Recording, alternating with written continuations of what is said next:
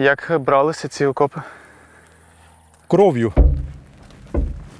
Да, ось вже ми розпочинаємо наш рух, нашу Discovery-передачу «Знайди руського Ваню». А чого кипиш? Тому що я людина вспильчива. Ні, хлопці, а якщо серйозно, інформація секретна? Ми можемо виїхати. Тихо.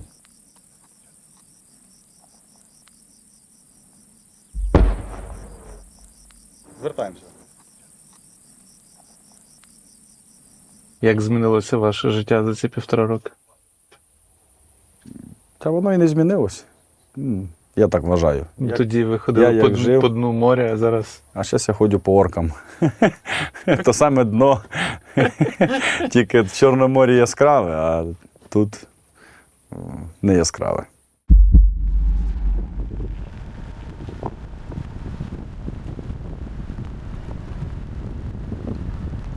Друзі, ми приїхали на Донеччину знімати продовження деокупації. Це перші зйомки в 23-му році, тому що саме зараз тут, на Донеччині, тут, де повномасштабна війна почалася ще в 2014 році, зараз відбувається активне звільнення територій. І десь це вже процес другої деокупації.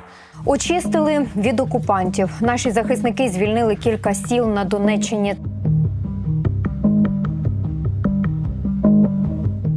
В цій експедиції з вами я, Богдан Логвиненко, водій Юкрейнера, Роман Климчук, оператор, Костянтин Гузенко, фотограф і Віталій Побережний, продюсер. Погнали!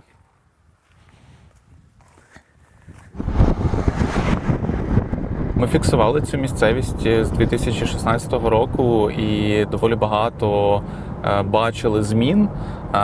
Приміром, в Маріуполі ми випускали, знімали ще в 2016-му історію про те, як з'являлися там різноманітні хаби і там волонтерські центри, культурні, мистецькі і так далі. Треба ставитись до Маріуполя, по першу чергу, як до Маріуполя. Маріуполь ніколи не був в Україні центровим містом. Він був завжди придатком до Донецька. Місто було депресивне, робітниче місто, в якому ніколи нічого не відбувалося і ніколи нічого не було. Йде війна за 25 кілометрів звідси. Місто відірване від усіх основних каналів збуту товарів, поставок, ще чогось. Але місто розвивається. Причому розвивається так, як воно не розвивалося 20 років до цього взагалі ніколи. Потім так само там розповідали про Гогольфест і Гогольтрейн в Маріуполі. Треба відвести вагон в Маріуполь, тому що там буде крутий фестиваль реально, і треба, щоб люди їздили. А я до того навіть не був на сході жодного разу. І уявлення про Маріуполь як такий були зовсім не такі, які ми його побачили. Тому що це ніякий не там розвалений схід, центр Маріуполя, і там, якщо до моря, це реально такий приазовський стиль з такими там висотою будинками, дуже прикольно, дуже чилово. В Волновасі записували історію про греків. Тут каждый третий грек. Именно в этом поселке. Вокруг очень много греческих поселений. Я люблю свой район. Я тут себя спокойно, хорошо чувствую. И люди здесь, как-то здесь все по-своему. Там такого нету, как у нас.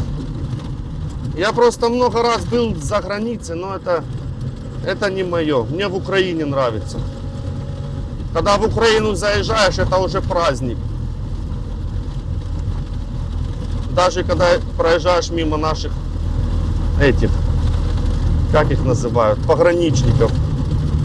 Ця частина Донеччини і вже Приазов'я – це такі території, на яких доволі багато різноманітних національних спільнот, і греки, і албанці, болгари і так далі. Крім цього, там з'являлися різноманітні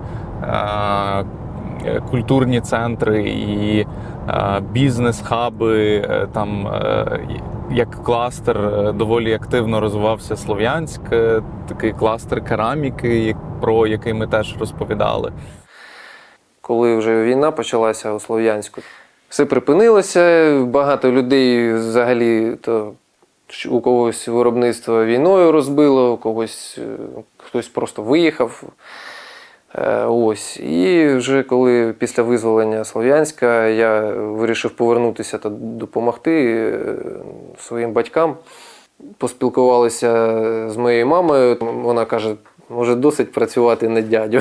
І, власне, всі ці міста вони розвивалися в ритмі всієї України, а потім фактично з 24 лютого якісь із них стали окупованими, якісь із них просто стали різко активно прифронтовими містами, і фактично цей розвиток призупинився. І зараз доволі складно уявити, що буде там в тому самому Маріуполі після деокупації, але ми, власне, в цій експедиції будемо фіксувати села, в яких практично не залишилося мешканців. І я думаю, що переважно ці історії будуть від військових, а не від цивільних. А далі ми спробуємо вже показувати, коли відбуватиметься просування далі, показувати те місцеве населення, яке залишалося під окупацією там рік і більше, оскільки там Волноваха і Маріуполь вже окуповані доволі тривалий час.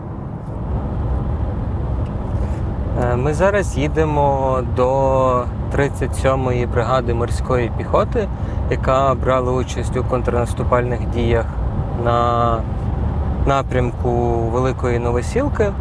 Зараз ми зустрінемося з їхнім пресофіцером Денисом і потім поїдемо безпосередньо до бійців, які брали участь у штурмових діях, і спробуємо подивитись на позиції, які були захоплені бійцями 37-ї в червні та, можливо, навіть в липні цього року.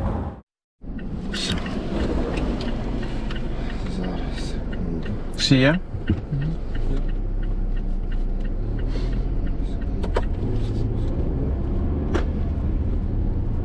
Звідки ви самі? Чим займалися? Миколаїв. До цього працював журналістом, саме тому, мабуть, в прес-службі. Ага. Я опинився на Суспільному. Ага. От скільки в медіа вже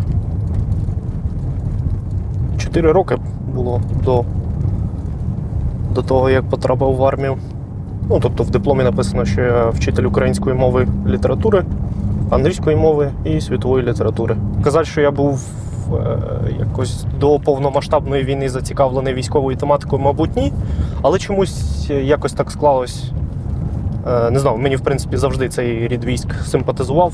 Угу. І плюс ці всі відосики, знаєте, де вони там бревна таскають, ці великі. Я люблю морську піхоту. Я люблю морську піхоту! Я люблю морську піхоту!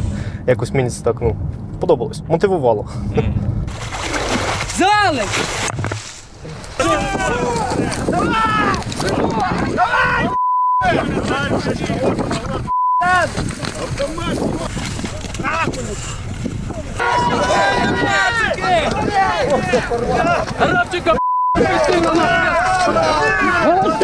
Піднятий на вершині прапор батальйону означає, що операція успішно проведена. Невдовзі клятва морського піхотинця. Є такий, наче міф, що морська піхота – це ті, хто на морі безпосередньо. Да, нас навіть якось одна іноземна група журналістів запитувала, що ви тут робите? Чому ви на Донбасі? Я кажу, морська піхота – це ж в повітрі, на морі і на землі. Ми всюди працюємо. Де є потреба, ми там. Є ті, кому прийшла повістка, чи кого там схопили на вулиці. Умовно, зараз же ж всіх лякають воєнкомами. Чи є такі історії? От просто цікаво, чи зараз їх там переповідають? Зазвичай, якщо людина, видно, що в неї мотивація занижена трошки, хто сюди прийшов, скажімо так, не на добровільних засадах. Таких людей, ну, тобто є роботи дуже багато в армії не бойової. Таких людей так ми зазвичай залучаємо на такі от посади не бойові. Ну, тобто це логістика, звод матеріального забезпечення, ремонтна рота. В кого є там якісь навички з медицини, в медичну роту. Ну, тобто роботи вистачає і не бойової. Ну, тому насправді це невелика проблема. Це вже велика новосілка. Так, це велика новосілка. Я от завжди, коли приїжджаю в такі населені пункти, ну, достатньо великі, я якось завжди уявляю, яке тут було життя до цього всього. От. Цікаво просто, як люди прокидались, ходили по магазинах, то на роботу, то кудись виїжджав. І все було нормально у них.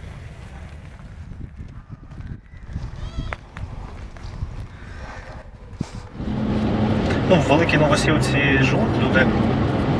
Там є одна сім'я, ми будемо приїжджати там, ну, 5-поверхові будинки. Там живе одна сім'я, але з журналістами вони не спілкуються, не хочуть, щоб знали, що там живуть люди. Вони бояться, що можуть повернутися?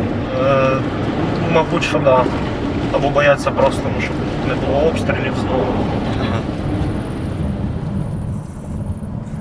Куди ми зараз їдемо? Кого ми забираємо? Ми зараз забираємо бойових саперів. Хлопці, якщо не найчастіше, найперші з'являються на лінії фронту, проводять розмінування для того, щоб штурмові підрозділи могли проходити і здійснювати подальші бойові завдання. Реально заміновано тупо все. Посадки, поля. Своїх 200-х вони також не брезгують мінувати. Жесть.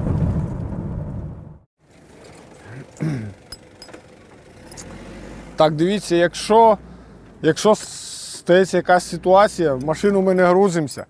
Тобто грузиться тільки один чоловік на передню, а всі остальні в причеп. І вже ж даємо по газам. Окей. Розкажіть, як власне тут відбувалося розмінування? З 1 по 4 червня ось ми почали от в напрямку з траси одна група і в напрямку от звідти з траси інша група. І ну, десь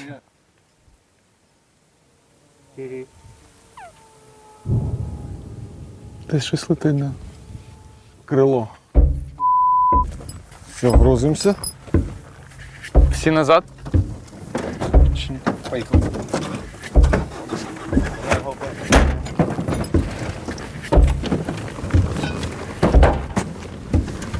Тримаємося. Поїдемо так, це. Нормально, баб? Да, нормально.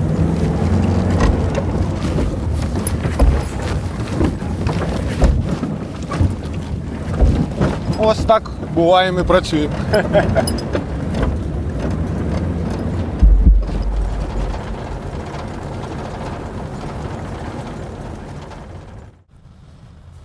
Яка ваша особиста історія, як ви потрапили в морську піхоту? Я до армії, я взагалі навіть срочну службу не служив. І потім працював в культурі, був керівником зразкового народного танцювального ансамблю.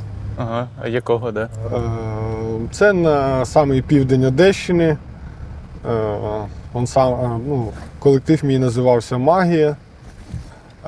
Я з 1 класу займався там танцями, спортом. Ну, Це і десь в Татарбунарах? Це Болград. Ага. Болград, місто, може, чули. Та, звісно. І я 7 років пропрацював в культурі. Їздили там на різні міжнародні конкурси. Це ж болгарський ансамбль, так? Так. Угу. Ну і я не знаю, потім якось кажу, треба щось спробувати інше, ну, якось змінити щось в своєму житті. Ну, а багато з моїх друзів на той момент служило в частині, яка базується в місті Болград. Ну, і вони мені кажуть, давай, каже, Саня, спробуй, все нормально, туди-сюди. Ну, я кажу, чому ні? Кажу, ну. Це коли? Це було в 2018 році. Ага. Все, пішов, пройшов учебку в Кам'янець-Подільському, 3,5 місяця, приїхав додому, кажу, ну буду служити коло хати, кажу, коло дома, вже менше буду їздити, кажу, то все, ці гастролі, концерти, вдома не буваю. Ну, прийшов я в жовтні місяці 2018 року, в січні одразу попав на острів Зміїний, там наш батальйон ніс варту, там пробув місяць, приїхав звідти і в березні одразу поїхали на ротацію на 8 місяців. Кажу, оце я побув, кажу, вдома. менше став роз'їжджати. Зразу на 8 місяців уїхав. Ну і от так почався мій шлях військового. Ну і ось так, з початку повномасштабного вторгнення наш батальйон базувався в Одеській області, тобто ми охороняли узбережжя, там тримали на контролі всі мінні поля, то що були там по узбережжю. Готувалися приймати висадку десанта, але ну, вони просчиталися трохи. Спочатку або не ризикнули, або не знаю, там, що їх зупинило, а потім погода зіграла на нашому боці, тобто були шторми постійні, вони вже не могли підійти. Ну а потім вже не рішилися, вже відійшли. В мене одна група буквально недавно, ну, тобто попадала в таку ситуацію, що вони дійшли до перехрестя посадок, і там були великі кусти. Ну і вроді порадійки сказали, що зліва просуваються теж наша група штурмова. Ну і хлопці кажуть, що ми не будемо йти наліво, щоб не стикнутися зі своїми, щоб не вийшла теж якась непонятна ситуація. Каже, обійдемо трошки вправо і почекаємо. Це благо, що були густі кусти. Тобто вони почали їх обходити, чують голоса. Ну а там сидять парні оттуда десь, я не знаю, там з Мурманська чи з Бурятії, чи откуда вони приїхали в наші посадки. Ну і от ось бувають такі ситуації, і хлопці просто вчасно помітили, почули цей їхній голос і вже відступили і дали дорогу штурмовикам. Ну, штурмовики відправили їх додому по-бистрому. Ну, тобто оце я рахую найважче. Бо ти, так сказати, маєш концентруватися і на тому, щоб проводити огляд, тобто цієї стежки, і маєш концентруватися на тому, щоб слухати, чи зверху немає якогось дрона, щоб він просто тобі закинув за комірець якийсь сюрприз і ще, так би мовити, щоб не стикнутися нос к носу з противником.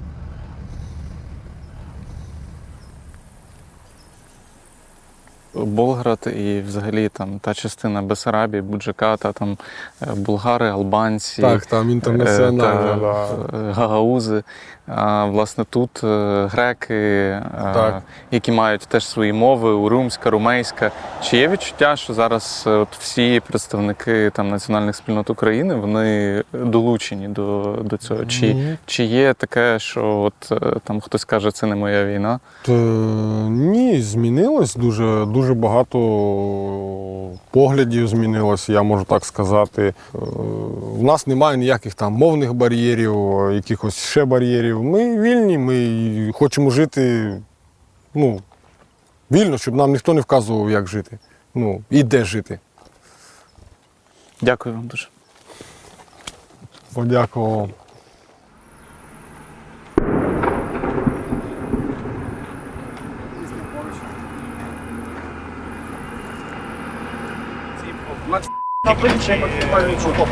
Там є? Можемо поїхати на 203. Коротше, давай на твій розсуд, але так, щоб загально. Але без екстриму. Екстрим буде.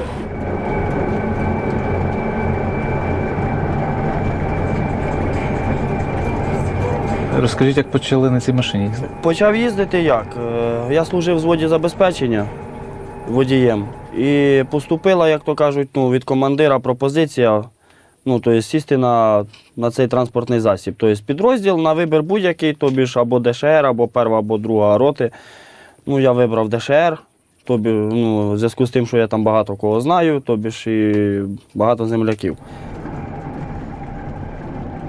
Що вона вже пережила найстрашніше? Найтаке страшніше вона пережила, коли я заїжджав в Макарівку. Заїжджав і виходить, нас там дуже сильно зустрічали, освободителі. Лупили по неї так, я вам чесно кажу, вона відлітала від землі, щоб ви розуміли. І на неї земля летіла з усіх сторін. І в бока машини, тобі ж вся машина була в порохових димах. Тобто били прицельно і били дуже близько. Як я туди виїхав, я навіть не знаю. Що, навіть колеса залишились цілими? Так, я прям дуже сильно удивлен був в цьому, взагалі, я думав, поб'є її зараз добре, звісно. Я знав, що вона такі снаряди видерже, і, звісно, не хотілося б її там залишити, та й того я її тапок в пол і ходу оттуда, як то кажуть, таке. Тобто вони себе дуже сильно хорошо показують, ці машини. Круто. Ще далі. Раз, два, три. Давай другу петлю.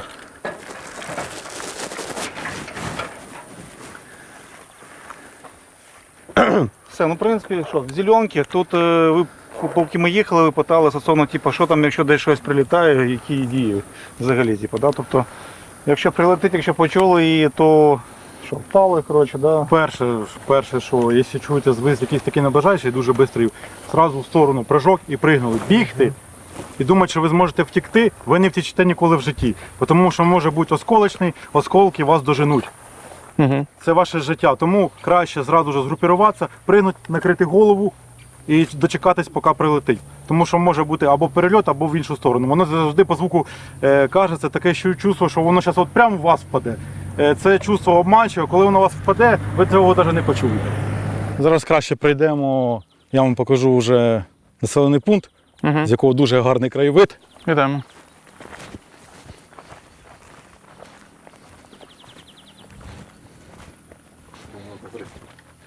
Хто ці окопи рив? Це наші чи русські? Русські.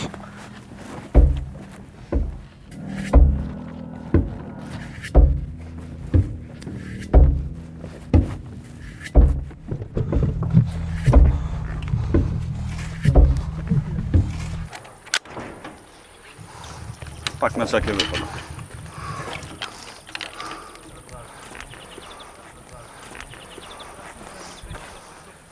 Як бралися ці окопи? Кров'ю. Перше проходить артилерія, заходить група, висить наш коптер Mavic і розпочинає група рух. Група рухається максимум в одній групі 8 чоловік. Так краще, чому розповім, чим більше скопичення народу, чим починається плотніший вогонь противника. А менше людей, більше ефективніше йде робота. Вони розтягнулися, пройшли, зачистили окопи, бліндажі і ще такі є. І все. Вони, як обично, сидять до самого останнього. Вони ждуть наближення нашої піхоти і тільки потім з бліндажів починають виходити. Але до цього часу ми забігаємо, закидуємо їх всіх гранатами М67 американського зразку, і вони більше з окопу не виходять. Бувають такі випадки, коли заходили на позиції, вони своїх там зв'язували, кидали. На оцих позиціях, де ми тут брали, тут були зеки. Тільки одні зеки. Вони... А як ви знаєте, якщо... А ми знаходили їхні особові справи, і там отряд номер 5, такий-то, такий-то. І повністю їхні всі списки. І тобто список, там написано, що вони з колонії з якоїсь конкретної? Так. У них отряди оці по їхнім зонам, і вони отак от збиралися і оце отак от позиції тримали. У них там ще ми коли спіймали, вони там розповідали, що хто там не хоче йти воювати, вони їх беруть типу, в загонотряд, 2 чоловіків просто десь туди напередок кидають, ззаді стоїть їхній загранотряд, який не дає, розстрілюють їх в спину. Вони своїх вбивають, їм їх не шкода, артилерії по своїм б'ють. Вони ото промахуються, слава Богу, що промахуються і б'ють по своїм. Нам легше. Так, нам легше просто зайти вже на позиції і закріпитися. Це наші працюють. Так, це так. Да. Там воюють, і там теж чмобіки, не чмобіки, але ці чмобіки партіями, пачками просто йдуть на кулеметний розрахунок наш, помирають пачками, але все одно йдуть. Там такі вони. Вони обкалюються, скільки ми в них на позиціях знаходили різних препаратів, така ампулка зразу з сіколочкою, і вони оце ними обкалюються, оце просто сидять, їм все одно.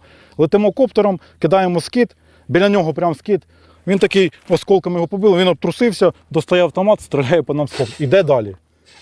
Дуже вони люблять ще цим притворятися мертвими. Їм дуже сильно це подобається. Оце отак от вони лежать, ми з коптером за ними наблюдаємо, вони лежать. А особливо, коли піхота приходить, вони дуже реалістично вміють це робити. І в цього моменту краще не пропустити, тому що група пройде, вони встануть і зразу в спину розстріляють всю групу.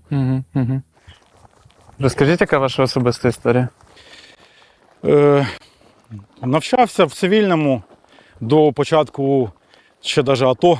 До 2014 року учався в економічному коледжі на факультеті економіка підприємства. Почалася, як би сказати, спочатку Майдан почався. Я був один із тих студентів, хто вийшов на Майдан протестувати. І то всі понять, як дубінками забили всіх студентів. І з цього, як би сказати, почалася невеличка історія нашого такого, би сказати, другого життя. Тато в мене пішов добровольцем в 2014 році в 72-гу бригаду механізовану танкову. Всі знають, дуже знаменита бригада на всю Україну. Я теж став не випадком і пішов служити. Тому що треба комусь захищати країну, бо кожен так може думати, що пусть сусід іде, і так кожен третій, четвертий, хто піде воювати. Це був мій свідомий вибір, зеленьку. І як не странно, вже практично 10 років закриваю, як я вже в Збройних силах України. Партнери допомагають, навчають. Якщо будемо йти в таких темпах, то я думаю, перемога за нами, тільки за нами. Бо вони тупе стадо, яке ми воюємо за країну, а вони воюють непонятно за що. За царя? Да, вони за царя воюють. Що ми на ці окопи? Да, давайте на ці окопи зайдемо. Підемо, я покажу цей. Як вони люблять казати, ми русські, з нами Бог. Да. Це тільки в них на шевронах це залишається, коли їх зриваєш уже з них. Да.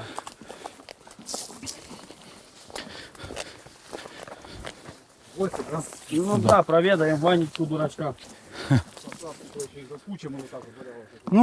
Вони це любителі. Це воно вже тут позаростало так от дуже чимало. Ось оце вони в таких собі бувають норах, оце такого наліплять, щоб але не так страшно, що там над головою, але пряме попадання і все. Більше немає. Тут вони нам таку дуже легеньку допомогу надавали в своєму поверненню додому, можна так сказати. Ми коли тільки заходили 7 червня сюди, тут тут дуже сильно було спекотно, тут так ніхто не стояв, і там дорога життя така, вона пересікає поле. Зараз будемо їхати, побачите, пересікає поле, і там дуже специфічне поле, в посадку, в яку вони нам дуже великий опір давали.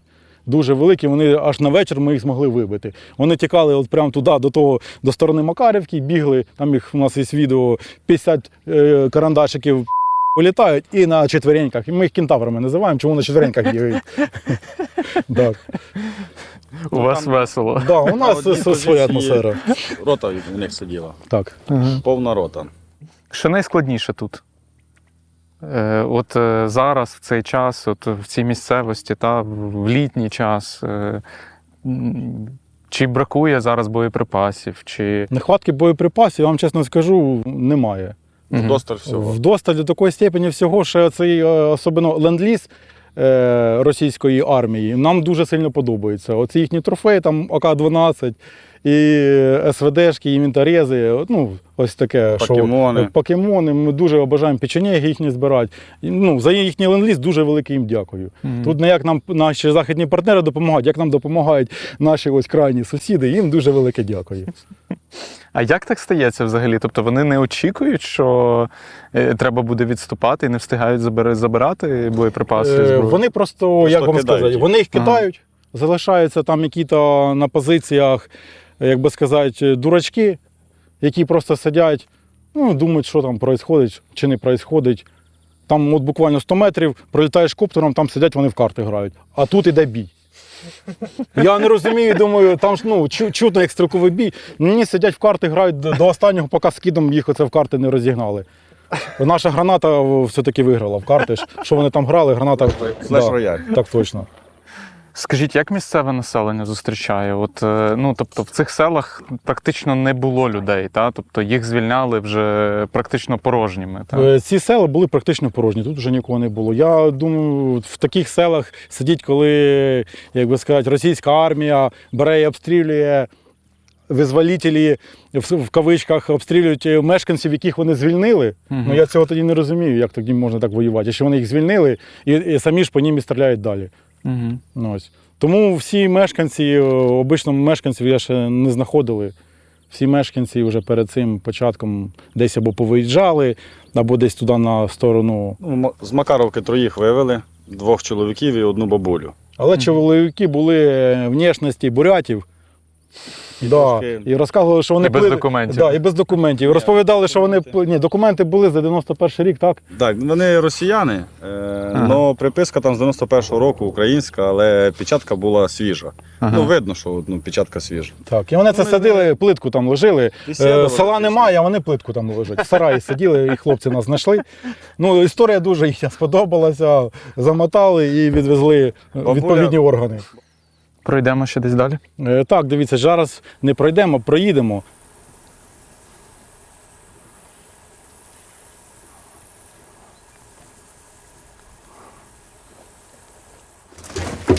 Так, дивимося під ноги в першу чергу. Вперед, бистріше.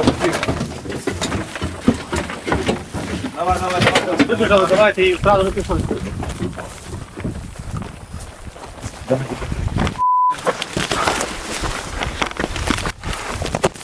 Плазму можете подивитися, пацани.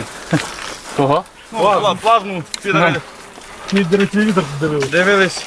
Коротше, в них тут була СПшка. Відеокамера стояла. І вони сиділи собі в бліндажі і роздивлялися собі через відеокамеру. Тобі ж всі сиділи в закритості. Ага, тобто, коротше, комфорт, лакшері такі. Так. Ну, в них це нормальна тема. Унітази, телевізори. Їхня любима хрень котілок.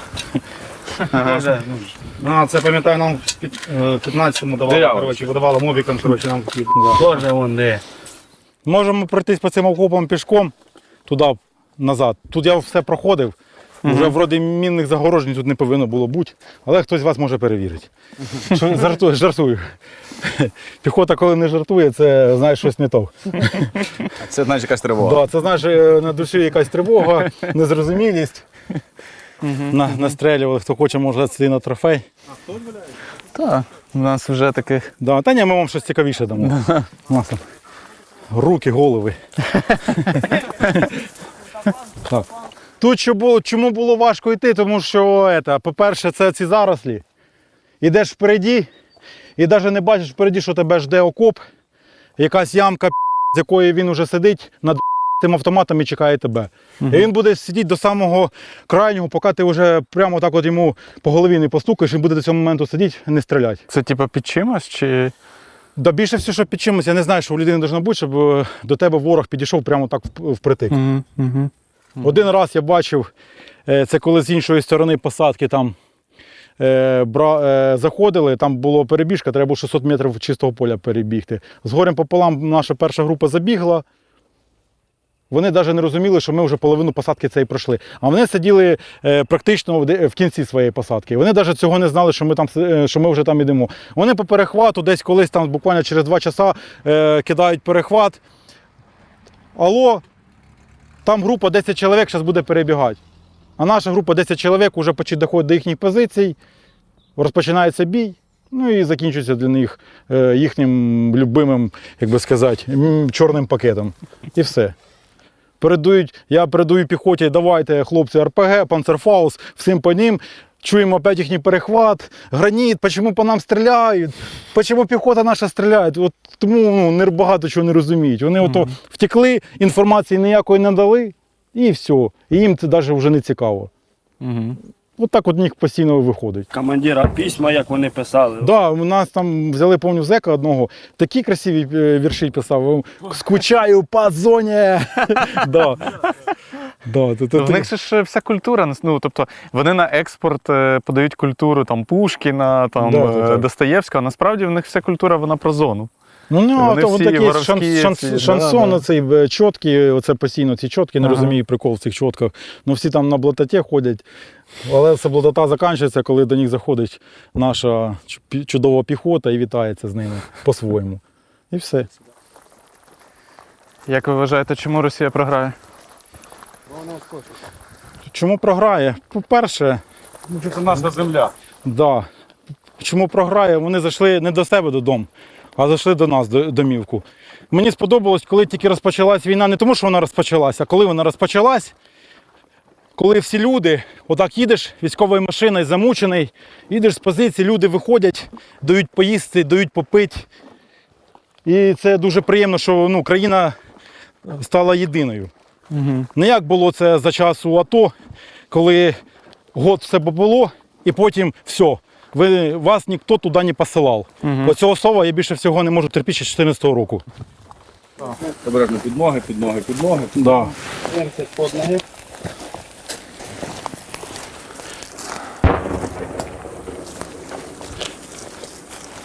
За диким. І там Ага, ми йдемо. праворуч. Да, ось вже ми розпочинаємо наш рух, нашу Discovery передачу «Знайди руського Ваню». Так. Тут на одному із них мені показали, що в нього був цей смертник. І вирішили, щоб я побіг забрав його. Це хороший трофей, можна на щось хороше волонтерів виміняти. Ну там ПВС, що нам треба на підмогу. І я побіг. Сюди десь добігав, почав уста свистіти. Ну я чую, що десь до мене летить. Я падаю в окоп, чуть з ним не поцілувався так. А смертник це що, розкажіть? Жетон. То, що, коли, Да, твій ідентифікаційний номер, прізвище, ім'я по батькові, твоя група крові, це називається смертник. В принципі, у нас, у наших солдат теж є. Да. Це ідентифікатор, там, в случаї чого, щоб тебе ідентифікували. В кожного своє. Мені донька одна, друга і дружина подарили морська піхота, а ззаді їхня фоточка. Це взагалі чудово. Це найкращий оберіг, який тільки Він завжди біля мене, вони мене охороняють. Можна і без броніка бігати. Чого ви дайвер? Я займався дайвінгом. Одеса, Лебедівка, занурення, рапани, мідії. Саме вкусне, що може бути. До коли? До війни.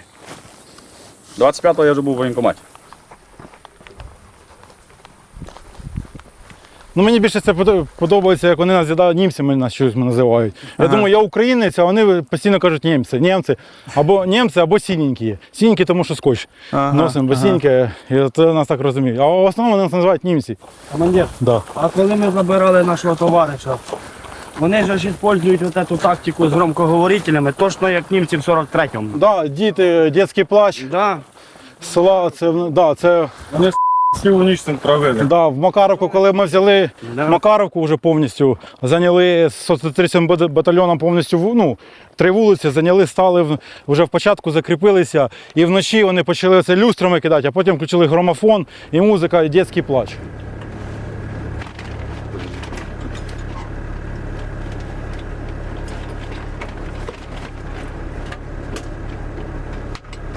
Розкажіть, будь ласка, де ми тільки що були, звідки ми повернулися?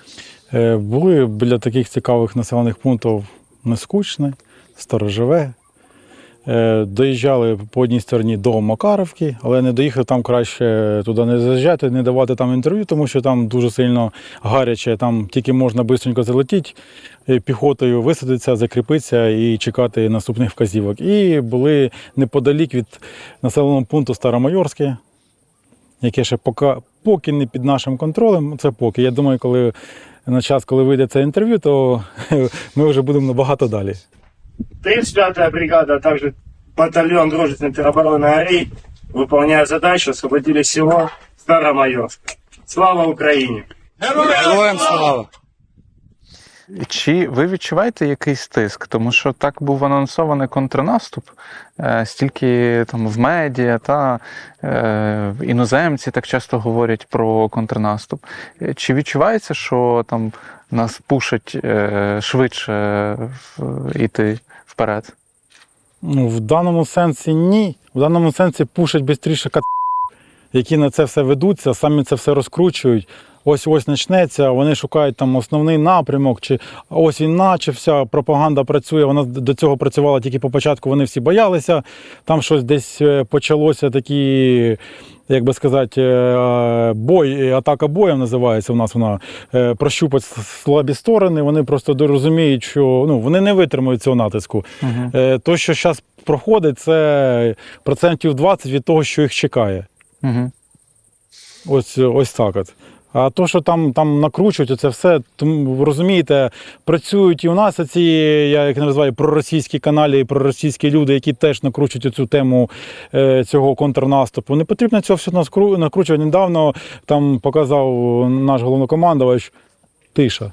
Все робиться в тиші. Усі ці населені пункти були звільнені до такої степені швидко і тихо, про них тільки дізнались, коли 4-й звільнили.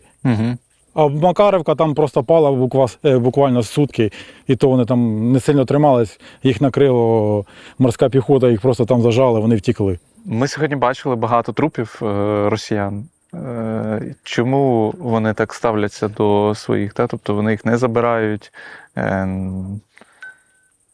Чому в них таке ставлення до своїх? Тому що вони своїх людей не шкодують.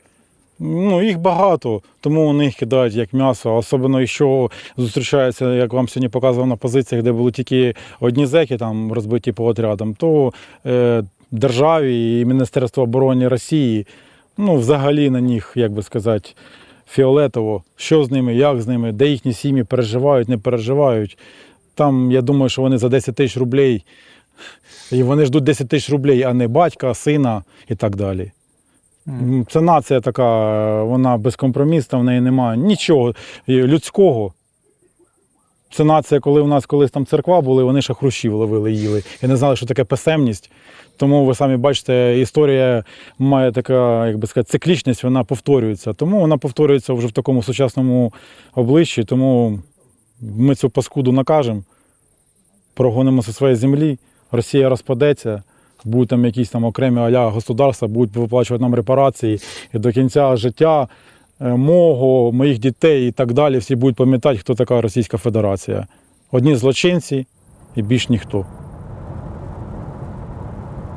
Ми знімали морську піхоту, і в морської піхоти в Україні доволі складний шлях, бо один з підрозділів був створений в Криму.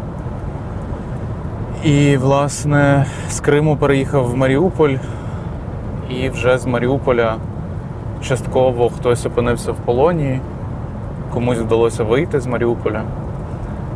І, власне, ми знімали два інших підрозділи, це 35-ка і 37-й. 37-й щойно створений, буквально в цьому році. І там ми познайомилися з дуже цікавими хлопцями, які є етнічними болгарами з Болграда. І, власне, в Болграді ми знімали історію про болгар. Це я дізнався завдяки тому, що запитав, яка особиста історія одного з бійців цього підрозділу. А ви маєте якесь болгарське коріння? Так, в мене папа болгарин. Мама українка. Фактично... Ми всі болгари, ми всі троє. Ми навіть, до речі, у нас є така фішка, ми коли працюємо в групі, ми по радійках говоримо болгарськи. Щоб, ми розуміємо, що там слухаються ці радійки і все.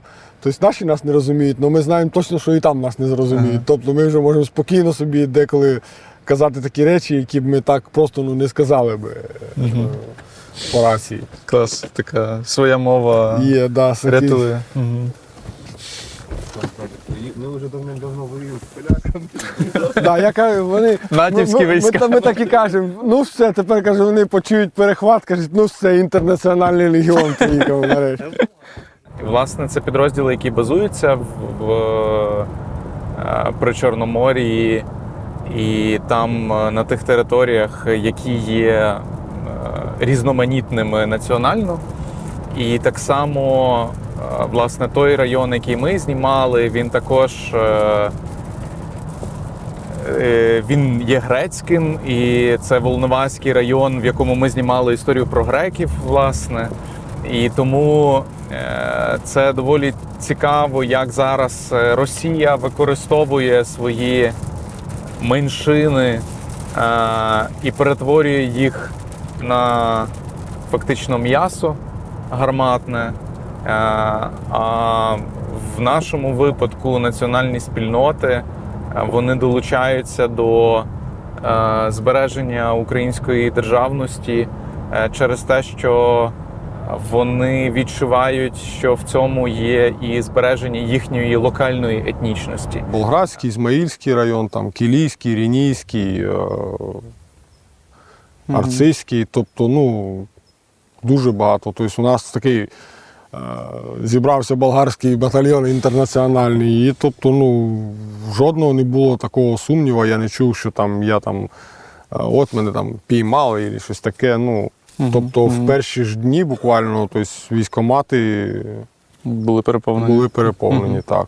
Вони будуть йти доти, ну, бо вже всі зрозуміли, що, ну, як то кажуть, треба ставити крапку. Фактично, за часів Радянського Союзу і булгари, і албанці, і греки, вони були утисненими так само, як були утисненими українці. І саме тому в Криму найбільше партизан – це, власне, кримські татари, бо вони теж розуміють, що без незалежної України їм не повернути в цілому втрачений Крим, їхні втрачені землі, там родові їхні будинки там, і так далі. Тому, власне, для мене от історія 30, яку ми знімали про 37-му, це найбільша історія про те, як національні спільноти різноманітні оберігають незалежність України. А друга історія, яку ми знімали про 35-ту, ну, власне, нам вдалося проїхати дуже близько до передових позицій. І це, власне, той випадок, коли нам фактично вдалося походити по окопам, де нещодавно ще сиділи росіяни. І, ну, як мене, чесно кажучи, ці всі пейзажі вразили, бо одна справа, коли ти дивишся це на відео, і буквально там кілька тижнів тому подібні окопи показувала там 47-ма бригада і 47-й полк. А зараз ми бачили це безпосередньо ось вживу. І, ну, це вражаюче. Там була одна історія, яка швидше за все не потрапила. Ми підійшли до іншого підрозділу, який сидів в російських, власне, окопах, і вони почули нас. Тут ще от є одні позиції їхні були, колишні, можемо зайти теж подивитися. Тут, звісно, ну... Мені кажеться, треба вже дикий цей. Та я знаю, що тут не можна так ходити вже далі. Давай на ту сторону і... О, вы кто? Вот ты, сюда, пожалуйста!